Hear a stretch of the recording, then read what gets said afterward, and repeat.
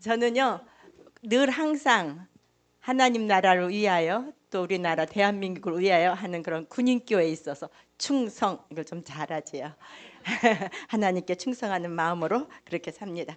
충성 저는 자비량으로 공군 갈보리 군인교회에서 사역하고 은퇴한 현재는 군순회 선교사 해외 순회 선교사로 그렇게 사역하는 그래서 평생을 선한 그리스도인의 향기로 살고픈 이선향 목사입니다.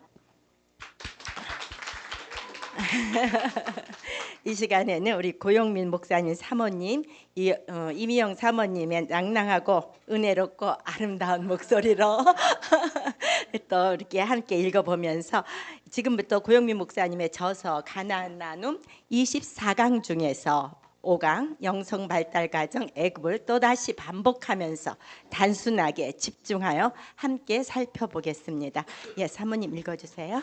영성의 발달 과정에는 3단계로 비유해서 생각할 수 있습니다. 그것은 애굽의 과정, 광야의 과정, 가나안의 과정이라고 부릅니다. 어떤 사람은 영혼의 발달 수준이 애굽의 단계에 있습니다. 어떤 사람은 광야의 단계에 있습니다. 어떤 사람은 가나안의 단계에 와 있기도 합니다. 즉 각 사람들은 자기가 속해 있는 영성의 수준에 영향을 받으며 자기의 수준에 맞는 기호, 욕망, 사고방식, 이해체계, 가치관 등을 가지게 되며 자기 영성의 수준에서 만족감을 느끼게 됩니다.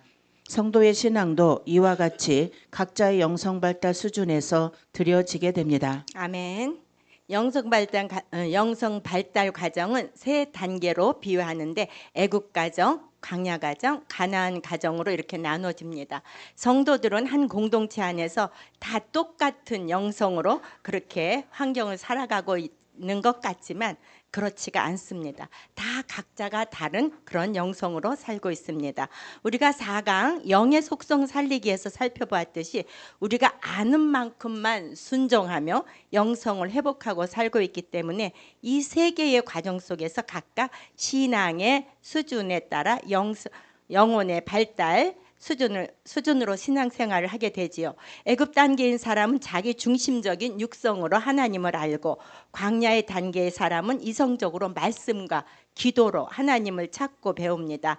또 가나안의 단계인 사람은 하나님과의 관계를 가지면서 삶을 정복하면서 지혜롭게 신앙생활을 해가는 것을 볼 수 있습니다. 이렇듯 성도들은 세계의 영성 발달 과정 안에서 각자의 처해져 있는 영적 차원으로 삶을 살고 그렇게 또 그 영성 차원의 수준으로만 이해하고 살아갑니다. 그러므로 우리는 하나님과의 관계를 맺기 위해서는 어떻게 해서든지 애굽을 빨리 출애굽하여서 광야로 또 광야에서 빠른 지름길로 달려가서 가나안 단계까지 영성을 회복해야 됩니다. 이렇게 영성 발달 과정에는 비유적으로 모든 영성을 생각할 때 세 가지로 해서 애굽, 광야, 가나안이라는 그러한 세 가지 영성 발달 차원이 있다는 것과 그리고 애굽도 광야도 최종적인 목적은 역시 가나안 영성 과정까지 가야 한다는 것을 우리가 생각하면서 이 시간 나의 영성은 이 세 가지 영성 발달 중에서 어디에 속해 있는가를 한번 생각해 보시면서 여러분과 저의 신앙 성장에 도움이 될 수 있는 길을 이 시간에 한번 찾아보겠습니다. 그래서 지금 이 시간에는 비유적인 세 가지 영성 발달 과정 중에서 먼저 애굽 차원을 살펴보겠습니다. 첫째, 애굽의 단계, 창세기 28장 16절. 여호와께서 과연 여기 계시거늘 내가 알지 못하였도다. 애굽의 단계는 가장 영의 발달이 이루어지지 않은 단계입니다. 그의 관심은 몸에 있습니다. 그는 입는 것, 먹는 것, 세상 일의 생각으로 가득합니다. 그의 수준에서는 썩지 않을 것, 영원한 것에 대한 이해나 소원이 거의 없습니다. 그의 관심은 오직 세상의 성공에 대한 것뿐이며 영적인 세계는 아주 비현실적인 것으로 느껴집니다. 이 단계에서는 하나님을 만나기가 어렵습니다. 하나님은 영이시며 영을 통해서만 교제할 수 있는데 이 단계의 사람은 거의 영이 발달되어 있지 않기 때문에 하나님을 만나기가 어렵습니다. 할 수 없이 하나님께서는 이런 사람들을 육체의 수준에서 만나 주십니다. 그것이 은사요 능력입니다. 은사는 육체에 임하는 성령의 역사로서 영성이 발전되지 않은 사람에게 임재하시는 하나님의 방법입니다. 아직은 그의 육체가 거의 처리되지 않았고 아직 그의 가치관이나 사고방식이 세속적이고 자연적이므로 그의 속에 주님께서 임재하셔서 그를 통해 흘러나오실 수가 없습니다. 그리하여 할 수 없이 주님께서는 그의 외부에서 역사하시는 것입니다. 그러나 이것은 어디까지나 임시적인 방편으로 주님의 영이 운행하시는 일반적인 방법은 아닙니다. 그러므로 그의 영이 어느 정도 성장하게 되면 그의 은사적인 측면을 넘어 그의 내면의 영을 통해서 흘러나오는 방법을 사용하시게 되는 것입니다. 애굽에서는 오직 권능을 받아 10가지의 기적으로서 바로를 제압해야 합니다. 애굽에서는 육적인 기업밖에는 없기에 영성의 세계에서는 큰 변화와 성장을 할 수 없는 곳이기에 그곳을 계속해서 머물지 말고 빨리 빠져나와야 합니다. 이것이 첫 번째 계단, 능력의 단계입니다. 아멘. 첫 번째 애굽의 단계는 가장 영의 발달이 이루어지지 않은 단계입니다. 이 단계에 있는 사람의 관심은 자신의 몸에 있습니다. 입는 것, 먹는 것, 삶의 터전인 집, 그리고 타고 다니는 차, 뭐 승용차 그러니까 또 건강, 취미 등등 세상의 일에 생각으로 가득 차 있습니다. 그래서 그의 수준에서는 썩지 않을 것, 영원한 것에 대해서 이해나 소원은 거의 없는 것이지요. 그의 관심은 오로지 돈을 많이 벌어서 또 세상에서 성공해서 명예를 얻어서 등등 내가 살아가는 것, 각자의 삶에서 최고가 되고 싶은 것들에 관심이 있을 뿐입니다. 그런 삶을 살면서도 이 애굽 단계가 능력의 단계이기 때문에 방언, 통변, 또 육신에 치료하는 것, 귀신을 쫓는 것, 뭐 이런 환상 등 그런 은사가 있습니다. 그렇지만 이 단계는 하나님을 알아가기까지는 하나님을 알긴 알아도 만나기가 어렵기 때문에 최대한 빨리 벗어나야 합니다. 애굽 단계에 있는 사람은 10가지 재앙들을 통해서 하나님을 알지만 그렇지만 하나님을 만날 수가 없는 육성의 단계이지요. 광야에 있는 사람은 하나님을 배워서 알지만 나의 이성을 갖고 배우는 단계로 하나님을 찾기 때문에 하나님과의 관계까지는 못 갑니다. 그래서 가나안에까지 가서야 영으로 하나님의 관계를 갖고 영성 단계로 이제 살아간다는 것을 기억하시면서 육성을 갖고 있는 육체의 애굽 단계를 지금부터 살펴보겠습니다. 이 단계는 육체의 단계입니다. 육체의 단계에는 파장이 있습니다. 산이 지나고 나면 골짜기가 있습니다. 능력의 역사를 경험한 만큼 육체의 성질이 올라옵니다. 능력의 황홀경을 경험한 다음 순간에 깊은 좌절과 침체가 옵니다. 찬양 인도자는 손을 들고 눈을 감고 도취한 표정을 짓지만 집에 가면 성질이 올라옵니다. 달콤함을 맛보지만 죄악의 습관은 끊어지지 않습니다. 강하고 담대하게 외치지만 인품은 여전히 사납습니다. 행복감을 경험하지만 다음 순간에 탐심과 정욕이 꿈틀거립니다. 기도와 찬양 중에 성령의 권능으로 쓰러지지만 자리에서 일어나면 여전히 세상을 사랑합니다. 아멘. 성도가 애굽 차원의 영성으로 살아갈 때는 힘들고 어려운 눈물을 짓고 그러는 삶을 살면서도 나름대로는 그래도 행복하고 또 나름대로는 화려한 삶을 삽니다. 그러나 불완전한 세계이기 때문에 빨리 나와야만 됩니다. 애굽 차원의 영성으로 살아갈 때는 은사가 최고이지요. 은사가 최고인 줄 알고 삽니다. 예언한다든지 또 치유한다든지 귀신을 쫓는다든지 방언한다든지 하는 것에 대해서 그것이 최고로 압니다. 저도 지난 날에는 그렇게 살았습니다. 그래서 그러한 분들을 많이 찾아가고 기도원에도 많이 가고 그것이 최고인 양 그렇게 살았습니다. 그런데 그것이 애굽인지는 모르죠. 그렇게 살면서 기도하는 이 순간에 와서는 아, 내가 광야 차원으로 살나? 그런 생각도 해보다가 우리 서목사님 따라서 여기 와서 이제 자세하게 이렇게 배우고 있습니다. 그러나 그것은 영성 중에서 가장 낮은 애굽 단계라는 것, 우리가 최고로 생각했던 그러한 것들이 가장 낮은 애굽 단계의 영성이라는 것을 우리가 생각해야 됩니다.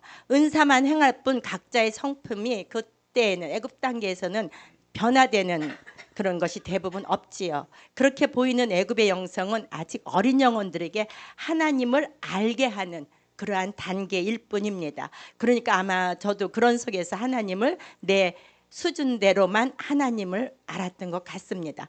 그래서 애굽에서는 보이지 않는 영이신 하나님이 일하심에서는 한계가 있는 것이죠. 각 사람의 나름대로 영성에 따라서 똑같이 다 영성이 있는 것이 아니기 때문에 그 사람의 수준으로 하나님이 만나주고 있는 것이지요. 이런 애굽 차원의 영성에서는 나 중심의 세속적인 삶을 살기 때문에 탐심과 안목의 정욕에 끌려서 하나님을 믿는다고 하면서 대부분 하나님은 필요할 때, 어렵고 힘들 때, 그래서 생각날 때 찾습니다. 제가 그랬던 것 같습니다. 그렇기 때문에 하나님은 하나님의 사람으로 훈련시키기 위해서 바로의 10가지 재앙을 있게 하여서 하나님을 알게 합니다. 이런 고난이 올 때 이때 오직 주님의 권능을 로서 바로를 바로 잡고 제압하고 그곳을 재빨리 빠져나가서 광야로 내달려 가야 합니다. 그래서 말씀과 기도로 나의 영성을 중무장시켜야 합니다. 그런데 애굽의 영성에 있는 사람은 하나님이 나의 하나님인 줄은 알면서도 세속에서 습관적으로 하나님의 이름만 기억하고 애굽에서 살아가기 쉽습니다. 영적인 광야도 가나안도 모르고 저는 애굽을 몰랐기 때문에 지금이 내가 사는 삶이 광야적인 삶이구나. 그러니까 우리 예수님이 오셨으니까 내가 구원받았으니까 우리 예수님 앞에 기도하고 그래서 내 마음이 평안을 얻고 문제를 해결받고 그렇게 살아가면 되는 거지 하고 가나안이라기보다는 그 가나안이라 영성이라는 생각보다는 그렇게 내가 천국의 마음을 이루고 살면 되지. 그러할 때에 애굽적인 것도 몰랐지만 하나님께서 함께 해주시니까 또 그런 것을 꿈으로 환상으로 보여주시고 문제도 응답받고 하니까 그것이 다인 줄 알고 그렇게 살아왔어요. 여기 와서 이렇게 배우고 보니까 빨리 내가 강야에서 이걸 빨리 탈출해서 애굽의 영성으로 가야 되겠구나. 그러한 생각을 해봅니다. 가나안, 제가 말을 잘못했어요. 가나안의 영성으로 가야 되겠구나. 이제 그러한 생각을 하고 있습니다. 그런데 이제 우리가 이렇게 저도 광야도 이게 애굽인지 광야인지 가나안인지도 모르고서 이렇게 습관적으로 신앙생활 하다가 이제 와서야 이렇게 알게 됐는데 애굽적인 삶이 때론 힘들어도 육적으로나 영적으로 나름대로 즐겁고 행복하니까 그저 거기에서 그런 안전망송에서 내가 안전하게 이렇게 살아가면 되지. 그러다가 저로 얘기하면 저는 지금 최악의 골짜기에서의 신앙생활로 돌아온 것 같습니다. 그래서 이제 이런 애굽이라는 것에서 탈출해서 하나님께서는 아마도 저희 가정을 통해서 하나님의 일의 계획이 있기 때문에 아무래도 이와 같은 골짜기에 광야의 골짜기에 저를 집어넣고 있는 것 같습니다. 그래서 여기서 이제 빨리 탈출을 하자 이런 생각을 저도 하고 있어요. 성도는 하나님의 뜻 가운데 인도하심을 받아야 평안한 삶을 산다는 것을 모른 채 내가 내 사랑 가지고 그렇게 내가 하나님이 되어서 내 뜻대로 나의 만족으로 찾아가며 삽니다. 다음 읽어주세요. 영성이 발전되어 주님을 만나는 것과 육체의 은사가 임하는 것의 차이점을 모르는 많은 사람들이 약간의 능력을 경험한 후에 사탄의 유혹에 넘어집니다. 영성이 발전되면 삶과 인격과 가치관 전체가 바뀌는 것이며 은사가 발전되는 것은 하나의 기능이 발달되는 것뿐입니다. 영성은 전체이며 은사는 부분입니다. 생전에 발전시킨 영성은 사후에도 유지되지만 은사는 늙을수록 약해지며 죽는 순간엔 사라지고 영원한 곳에서는 아무 소용도 없습니다. 다만 이 땅에서 어린 영혼들을 위한 표적으로 일시적으로 쓰일 뿐입니다. 애굽은 완전하지 않습니다. 이곳은 불완전한 단계입니다. 할 수 있다면 빨리 다음 단계로 발전해야 합니다.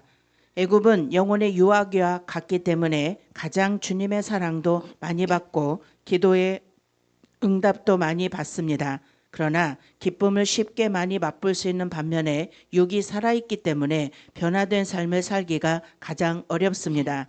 이 단계에서는 기도를 많이 해도 육체의 욕망을 제어하거나 죄성을 이기는 것이 어렵습니다.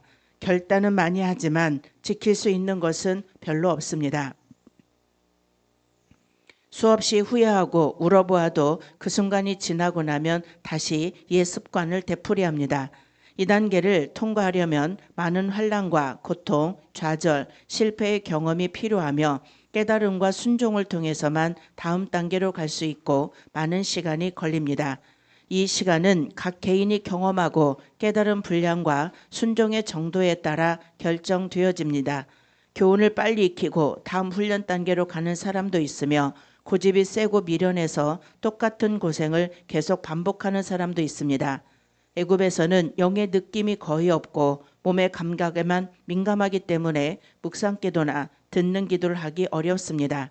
영의 발전 상태나 성향이 사람마다 약간 다르긴 하지만 대체로 애굽에서는 몸을 사용해 기도합니다.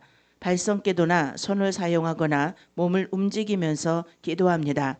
이 사람들에게 내적 기도를 가르치면 그들은 졸거나 잠이 듭니다. 그들은 하품을 하거나 능력이 오지 않는다고 불평을 합니다. 어느 정도 영성이 발전될 때까지 그들은 소리를 질러야 할 것입니다. 박수를 치고 몸을 흔들어야 할 것입니다. 조용한 곳을 견디지 못하기 때문에 그들은 웃고 떠들며 재미있는 곳으로 가야 할 것입니다. 고요함은 그들 속에 있는 어둠의 세력을 드러내기 때문에 어둠의 영들이 그들에게 고통을 주고 그들은 견뎌내질 못하는 것입니다.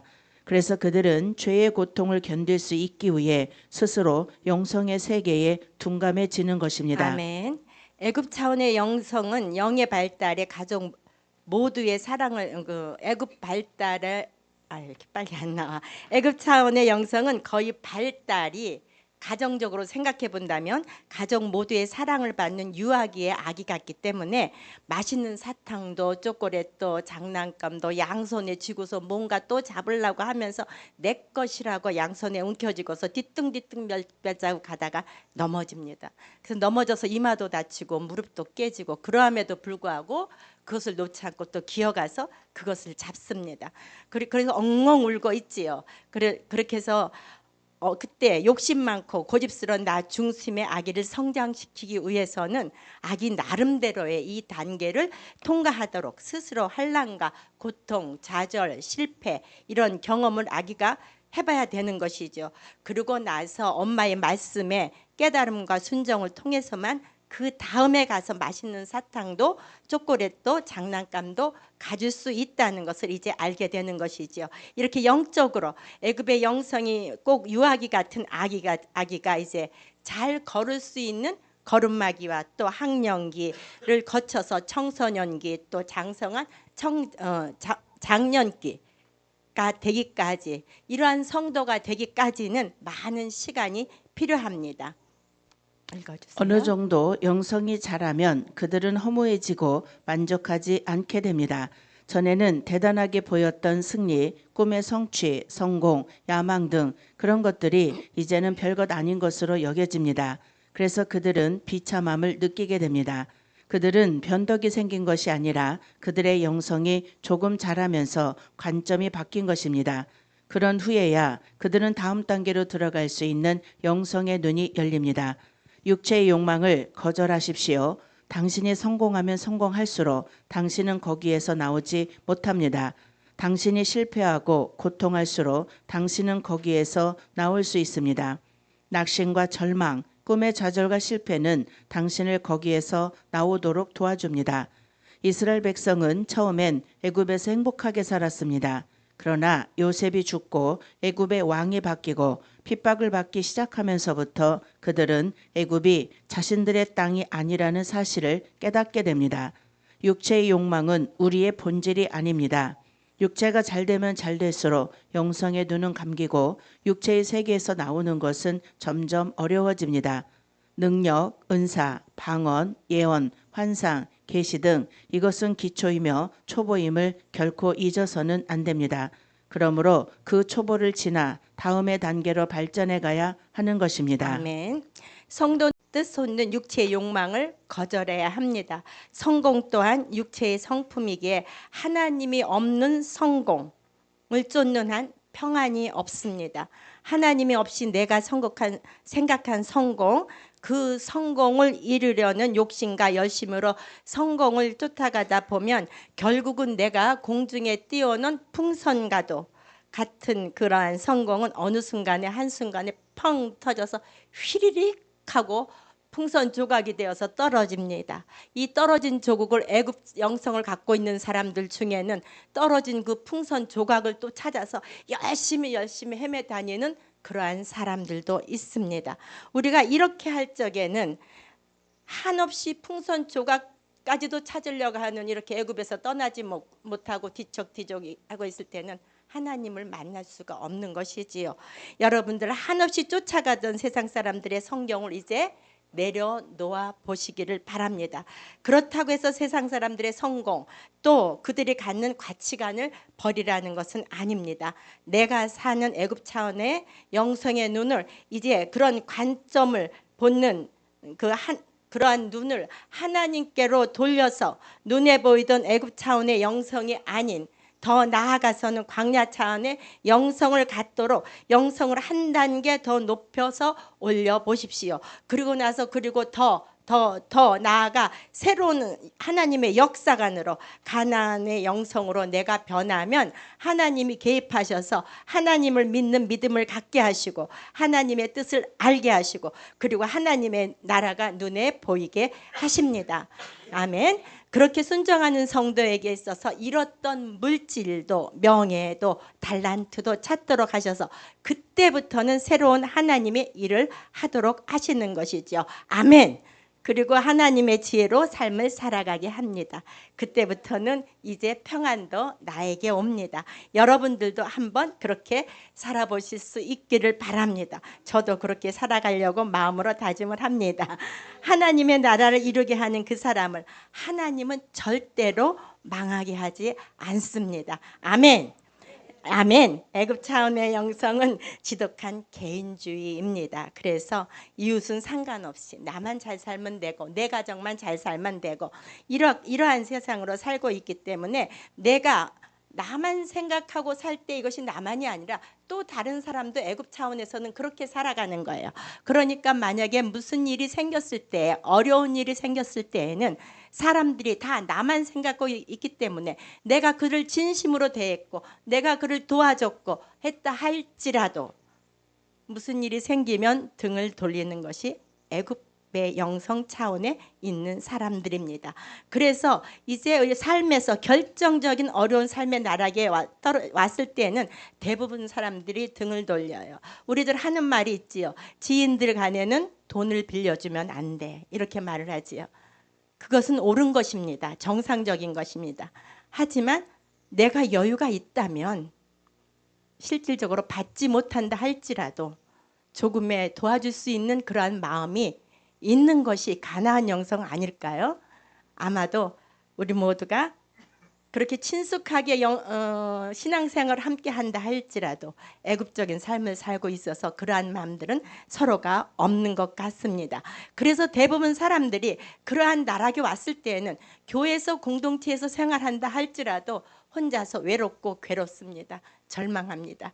때론 그래서 삶을 포기할 때도 있습니다. 우리는 영성 있는 사람이 되어서 그들을 아마 도와줘야 될 것 같습니다.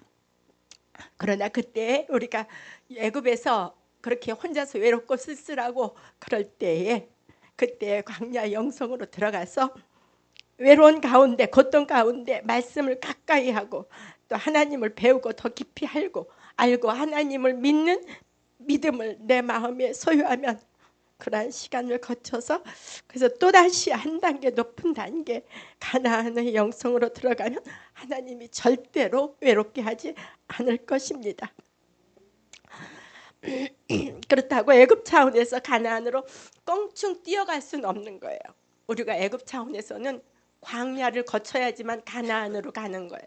출애굽한 이스라엘 민족이 그냥 가나안으로 들어간 거 아니잖아요. 광야를 거쳐서 가나안으로 들어갑니다. 이 과정은 성경에도 있습니다. 예수님도 광야로 가셨고 다윗도 광야로 갔고 그러니까 이것이 구약의 모든 것들 신약에서도 이것이 우리에게 있어서는 그것이 다 나의 삶이라고 생각해 봤을 때에 우리도 그와 같은 과정을 겪고 있는 것이지요. 그러니까 애굽에서는 어떻게 해서든지 빨리 나와서 광야로 가야 되고, 광야에서는 지름길로 40년 광야를 돌지 말고 지름길로 가나안으로 가는 길을, 그런 영성을 우리는 찾아야만 되겠습니다. 이제 우리가 근데 이제 애굽에서 나와서 광야를 들어갔을 때 나에게 왜 이래? 내가 무엇을 잘못했어? 내가 하나님이 일을 하면 나서서 했고 선교도 했고 봉사도 했고, 그리고 내가 헌금도 많이 냈고 주일도 지켰고, 그런데 왜 이래 나한테? 이렇게 하면서 원망을 하면 안 되는 것이지요. 원망과 불평이 아니라 진실되이 나를 돌아보면서 말씀으로 오신 하나님을 만나려고 애쓰면서 기도하면서 찾을 때 그 광야의 시간이 단축되고 지름길로 달려가서 가나안 영성으로 들어가게 되는 것입니다. 그렇게 애굽 차원의 영성이 자라나서 나의 관점이 바뀌면 전에는 대단하게 보았던 그러한 승리, 꿈의 성취, 성공, 야망 등 그런 것들이 이제는 별것이 아닌 것처럼 이제 여겨지게 되지요. 좋은 것이, 인간적으로 좋은 것이 내게는 그렇게 좋게 보이지가 않는 것입니다. 그래서 이제 하나님의 관점으로 나아가서 결국 하나님의 사람으로 승리하게 되는 것입니다. 그럴 때 세상에서 이뤘던 것들을 하나님께서 하나님의 손 안에서, 하나님의 손 안에서 물질도 명예도 달란트도 다시 회복하게 하셔서 하나님의 뜻 가운데 하나님의 일을 할 수 있도록 하나님이 인도하신다는 것이죠. 그래서 다시금 회복하게 우리 하나님은 하나님의 사랑하는 자들을 그렇게 다시 사용하십니다. 그렇기 때문에 애굽의 영성 차원에 있는 사람들은 힘을 다해서 되도록 빨리 애굽 차원의 영성에서 탈피해야 합니다.